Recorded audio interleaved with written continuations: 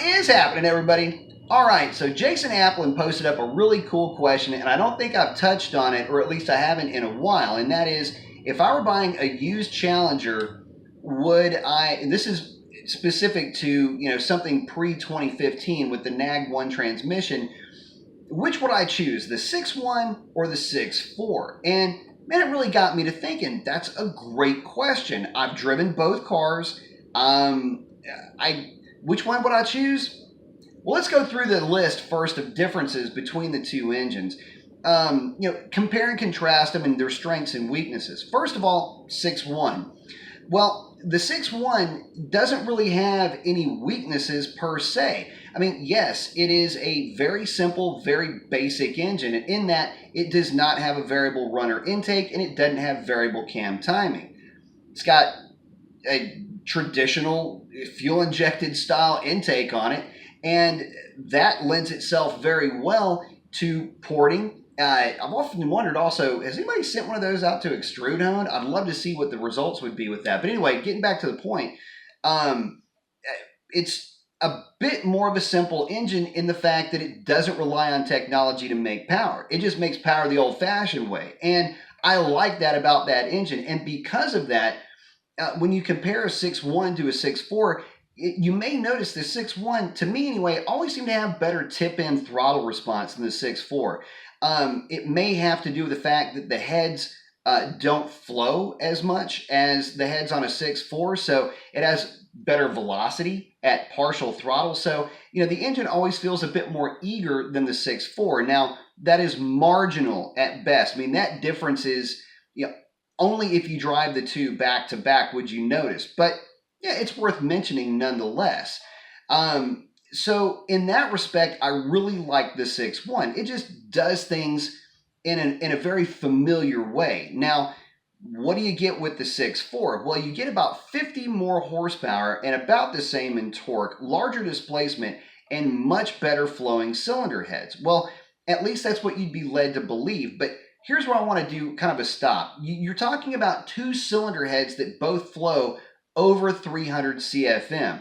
Not to get all nostalgic, but look, back in the day, heads that flowed well over 300 CFM were practically race heads. So yeah, you've got great sets of heads either way. But the 6.4 does have variable cam and it does have variable runner intake manifold. Now, under wide open throttle conditions, yes, those bits of technology help that engine to achieve torque numbers far earlier and carry those torque numbers out farther, making horsepower a little bit farther out in the RPM range. But, that only matters when you're wide open. If you're just cruising, tip in, half throttle, 3/4 throttle, that 6.1 it might actually feel a little bit punchier. But the reality is that, yes, the 6.4 does have better flowing heads. And if you're planning on doing modifications to the car, well, that might be a good way to go. It depends on how deep your pockets are too, but you can always throw an Edelbrock intake onto a 6.4. Basically, it's a revised and improved version of the 6.1 intake manifold. You can put a different camshaft in that 6.4 and lock it out. And in essence, you've retro-built your 6.4 into more or less a 6.1.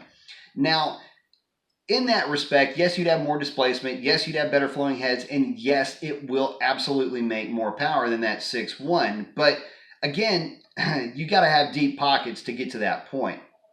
But leaving them stock for stock, one thing I do like about the 6.1 over the 6.4 is the fact that it did not come with the multi-displacement system, the MDS setup, where the 6.4 has lifters in it that accommodate that MDS system. Well, those lifters are a known failing point. Now, that's not to say that 6.1 lifters haven't failed in the past either, but, again, leaving it stock for stock, it is kind of a bit of a tipping point for some guys if they're looking to, just basically do a build based around a stock engine. So, if it's my money, I'm going to get the 6.4. I mean, let's be honest, if you're buying an older car, you're coming into it basically with a lower entry fee. So you may have more money to spend on mods. And in that case, yeah, get the 6.4 because that 6.4 with better lifters, basically non-MDS lifters, also Hellcat lifters, same thing.